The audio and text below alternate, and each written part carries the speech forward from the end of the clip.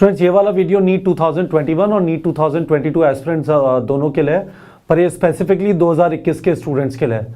Problem है test लिख रहे हैं, ठीक है, और स्कोर इंप्रूव नहीं हो रहा, क्या करें। टेस्ट लिख रहे हैं, स्कोर इंप्रूव नहीं हो रहा, क्या करें, ठीक है, और फियर हो रहा है, एक बार और तैयारी करनी पड़ेगी, डर लग रहा है, और डर लगने से फिर पढ़ाई अच्छी तरह नहीं हो रही। मैं इस वाली चीज़ को आराम से डिस्कस करना चाहता हूँ, 3-4 मिनट का वीडियो है, आराम से देखिए।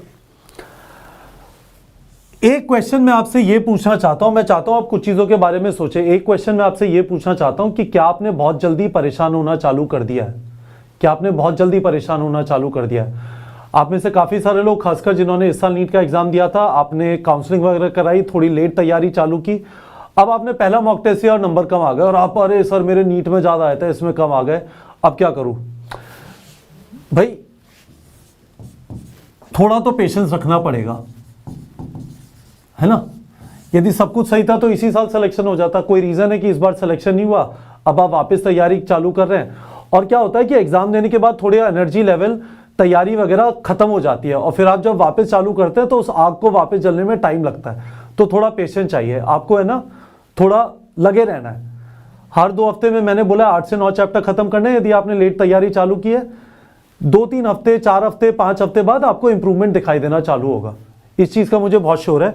तो बहुत जल्दी परेशान होना चालू मत करिए, ऐसा नहीं है एकदम से, है ना, 650 पे भाग जाएगा, थोड़ा पेशेंस रखने की जरूरत है। अब दूसरा सिनेरियो ये है कि ये प्रॉब्लम बहुत टाइम से सर लगा हुआ हूं, मॉक टेस्ट में स्कोर इंप्रूव नहीं हो रहा, ठीक है। एक सिनेरियो है, मैंने नीट का एग्जाम दिया था, मेरे से सवाल नहीं हुए और मैं बस सवाल लगाता हूं। इसमें तो ऑब्वियस प्रॉब्लम है, ये जो सवाल नहीं हुए, ये जो सवाल नहीं हुए, इसका इशू ये था कि आपके कॉन्सेप्ट कहीं पे वीक थे, ठीक है। तो सिर्फ सवाल लगाने से नहीं होगा, आपको कॉन्सेप्ट बिल्डिंग यानी थ्योरी को अच्छी तरह समझने में टाइम लगाना पड़ेगा। यदि आप थ्योरी को समझने में टाइम नहीं लगाएंगे तो यहाँ पे कुछ मैजिक नहीं हो जाएगा। जिस वजह से यहाँ पे सवाल नहीं हो रहे थे, उसी वजह से यहाँ पे सवाल नहीं होंगे, आप दीवार पे सर मार रहे हैं। तो इस चीज को जरा सोचिए कि कॉन्सेप्ट बिल्डिंग के लिए आपके पास क्या साधन अवेलेबल है। यदि आप कॉन्सेप्ट बिल्डिंग नहीं कर रहे हैं तो इंप्रूवमेंट नहीं होगा, ठीक है। दूसरा सिचुएशन ये है कि कॉन्सेप्ट बिल्डिंग भी कर रहे हैं, क्वेश्चन प्रैक्टिस कर रहे हैं, ठीक है, पर उसके बाद भी मॉक टेस्ट में स्कोर नहीं आ रहा। इसमें 2 चीजें सोचने वाली है। मेजरली प्रॉब्लम यह है कि जब भी आप क्वेश्चन प्रैक्टिस करते हैं, इस वाले सिनेरियो के हिसाब से चल रहा हूं मैं, है ना, जब भी आप क्वेश्चन प्रैक्टिस करते हैं, और ये फर्स्ट अटेम्प्टर्स के लिए भी ट्रू है, जब भी आप क्वेश्चन प्रैक्टिस करते हैं, ठीक है, whenever you get a question wrong, आपको रुकने की जरूरत है। यू हैव टू स्टॉप, थांबा मराठी में, है ना, यू हैव टू स्टॉप, और रुक के जरा देखना है कि क्या गलती हुई, क्यों नहीं हुआ ये क्वेश्चन, सॉल्यूशन पढ़िए उसका, थोड़ा टाइम दीजिए, जल्दबाजी मत करिए। आप जब क्वेश्चन प्रैक्टिस कर रहे हैं जब आप टेस्ट लिख रहे हैं, आपको कंटिन्यूसली अपने वीक एरियाज के बारे में पता चलता है। ये तैयारी जो है, it is all about identifying and fixing your weak areas. यदि आप तैयारी करते जा रहे हैं और आपको पता ही नहीं चल रहा है कि आपके वीक एरियाज क्या है, यदि मैं आपसे सवाल पूछूं रोटेशनल मोशन में क्या समझ में नहीं आता, you should be able to tell me specific 3-4 जगह जहां पे आप अटक जाते हैं, और फिर आपके दिमाग में क्लियर होना चाहिए कि जब मैं रोटेशनल मोशन को वापस पढ़ूंगा या रिवाइज करूंगा या उसकी थ्योरी देख रहा हूंगा, तो मैं उन वाली चीजों पे ज्यादा फोकस करूंगा। आपकी तैयारी जो 96 चैप्टर से स्टार्ट होती है, जिसमें करीब 1800-1900 टॉपिक है, जैसे जैसे आप नीट एग्जाम के पास आते जाएंगे, वो टॉपिक रिड्यूस होकर 50-60 के आसपास आ जाएंगे। तो ये जो है, ये क्वेश्चन और टेस्ट है ना, ये वाला काम कर रहे हैं। आप यदि रुकते नहीं है, गलत हुआ, भाड़ में गया, आगे बढ़ गए, कुछ फायदा नहीं हुआ, फिर आपको, है ना, क्वेश्चन प्रैक्टिस करने का, मॉक टेस्ट देने का। ऐसे ही मॉक टेस्ट दिए, आपको पता चल जाएगा, बिल्कुल क्लियर, आपका चिट्ठा बाहर निकल के आ जाएगा, ये चीजें आती है, ये चीजें नहीं आती, ये चीजें आती है, ये चीजें नहीं आती, और एक कंसिस्टेंट पैटर्न होगा, ठीक है। और उन जगहों पे आपको वापस जाके उन स्पेसिफिक टॉपिक से वीडियोस देखना है, उससे रिलेटेड क्वेश्चन प्रैक्टिस करना है। आपको सब टॉपिक वाइज दे दिया है, करिए वो वाले क्वेश्चन बार बार प्रैक्टिस, जहां पे अटक जाते हैं, सॉल्यूशन पढ़ के समझने की कोशिश करिए क्या गड़बड़ हो रही है, ठीक है। एक तो ये चीज है, ये इस वाली चीज को हमें फिक्स करना है। जब हम क्वेश्चन प्रैक्टिस करते हैं, जब हम मॉक टेस्ट देते हैं, हमारे दिमाग में क्लियर होना चाहिए, हमारी तैयारी का पर्पस है कि हम वीक एरिया आइडेंटिफाई करें, ठीक है, और उसके बाद उसे फिक्स करें। नहीं तो हम तैयारी नहीं कर रहे हैं, हम अंधे होके अपनी गलतियों को खुद से ही छुपा रहे हैं, और वो गलतियां तो पकड़ी जाएंगी नीट के एग्जाम में। आपको मौका मिल रहा है खुद की गलतियों को पकड़ने का, तो उसे पकड़िए, ठीक है। तो ये बात हुई, ये मोटी मोटी कहानी हो गई। इस चीज के अराउंड थोड़ा सोचिए, इसमें से आप कुछ ये वाली गलतियां कर रहे होंगे, मैं रीजनेबली श्योर हूं, ठीक है। और इस वाली चीज में ऐसा नहीं है, आप जानते हैं मैंने नीट का एग्जाम नहीं दिया, मैंने जेई का एग्जाम दिया था, तो ऐसा नहीं है कि मैं कोई एक्सपर्ट हूं। ये बिल्कुल बेसिक चीज है कि हम यदि तैयारी कर रहे हैं, अपने वीक एरिया आइडेंटिफाई नहीं कर रहे, वीक एरिया पे रुकते नहीं हो, उसे फिक्स करने की कोशिश नहीं करते, तो गलतियां है ना कैरी फॉरवर्ड करती जाएंगी। हर मॉक टेस्ट में वही गलतियां होंगी, ठीक है। मैं फाइनल मैसेज आपको ये देना चाहता हूं, फियर जो है, यदि आप डर रहे हैं, ठीक है, अब क्या होगा अगले साल, फिर से सिलेक्शन नहीं होगा, ठीक है। ये आपका एनिमी है, ठीक है।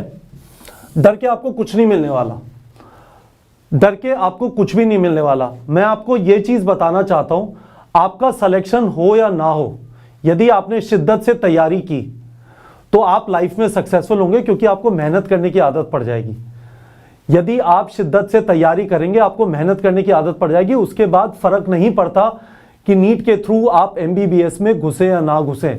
आपको आज नहीं पता कि हो सकता है कॉलेज में जाने के बाद 1 महीने 2 महीने बाद आपको पता चले कि आपको तो डॉक्टर बनना ही नहीं था। आप में से बहुत सारे लोग अभी तैयारी कर रहे हैं, क्योंकि समाज, पेरेंट्स, आसपास का जो माहौल है, मीडिया है, उससे आपको लगता है कि डॉक्टर बहुत बड़ी चीज है, ठीक है। बड़ी चीज यह है कि आप मेहनत करने की आदत डालें, उसके बाद आप किसी भी चीज में सक्सेसफुल होंगे। मैं खुद की स्टोरी आपको बताता हूं। मैं आईआईटी दिल्ली पहुंचा, ठीक है। मुझे 6 मंथ्स में समझ में आ गया कि मुझे इंजीनियर नहीं बनना, ठीक है। इतनी मेहनत की थी। आपको पता है कि इसके पहले जो जेई का एग्जाम होता है, उस समय तो मेंस एडवांस नहीं होता था, सब्जेक्टिव पेपर होता था, ठीक है। तो इतनी मेहनत करने के बाद 6 महीने में समझ में आ गया इंजीनियर नहीं बनना। उसके बाद मैंने बैंगलोर में जॉब की, ठीक है, 4 साल। उसके बाद एमबीए करने गया लॉस एंजलिस, है ना, यूनिवर्सिटी ऑफ सदर्न कैलिफोर्निया में। और इसके बाद पता चला कि इंजीनियर बनना है, ठीक है। तो यूएस एयरफोर्स के साथ काम किया, और इसके बाद हिंदुस्तान आके सिविल इंजीनियरिंग प्रोजेक्ट्स किए, क्योंकि मैं ओरिजिनली सिविल इंजीनियर हूं, है ना। और अब मैं ऑनलाइन एजुकेशन कर रहा हूं, ये भी एक पैशन था, है ना। तो चीज क्या है कि आज जो आप परेशान हो रहे हैं, क्या होगा डॉक्टर नहीं बनेंगे तो, ये देखो इतनी फाइट मारी थी आईआईटी दिल्ली में घुसने की, 6 महीने में डिसाइड कर लिया इंजीनियर नहीं बनना। और बहुत सारे लोगों के साथ ये होता है। पर जो चीज इन सब चीजों में कॉमन है वो ये है कि इस टाइम पे हार्डवर्क की आदत पड़ गई, ठीक है। आप मेरे किसी भी बैचमेट से पूछेंगे आईआईटी दिल्ली में, वो बताएंगे कि मैं बहुत मेहनती था। हो सकता है वो ये ना बोले कि मैं बहुत इंटेलिजेंट था, पर वो ये जरूर बताएंगे मैं बहुत मेहनती था। और आपको मेहनत करने की आदत पड़ गई तो सब सही हो जाएगा। तो बिल्कुल परेशान मत होइए, इसको एक जर्नी की तरह ट्रीट करिए।